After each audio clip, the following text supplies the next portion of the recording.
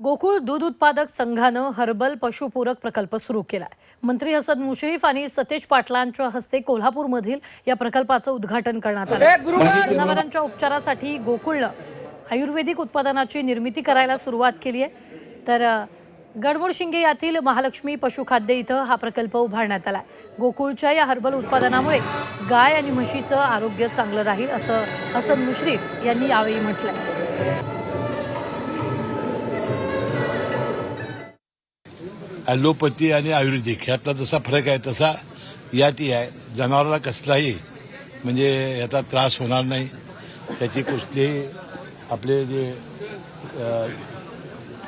Side effect दिसणार नाहीत आणि चांगलं एक आरोग्यदायक असं औषधे आपण निर्माण करण्यामध्ये गोकुळ यशस्वी झालेला आहे। आजीचा बटवा वेगळ्या पद्धतीनं कॉस्टिंग कमी झालं आहे आणि अतिशय स्तनाचे असतील किंवा तुमचे मस्टडीचा विषय असेल, थायरॉइडचा विषय असेल, बऱ्याच गोष्टी आहेत की ज्यातून ह्या उपचार करता येतील आणि ह्याचा खर्च फार कमी आहे। लंपीमध्ये जेव्हा आजार आला त्यावेळी आम्हाला आयुर्वेदिक ट्रीटमेंटच्या ह्या गोष्टीचा फार मोठा उपयोग झाला आणि ह्या दृष्टीनं हा भारतातला 3 नंबरचा म्हणजे गुजरातमध्ये 2 प्रोजेक्ट झालेले आहेत, तिसरा प्रोजेक्ट महाराष्ट्रात होतो आणि महाराष्ट्राचा पहिला प्रोजेक्ट।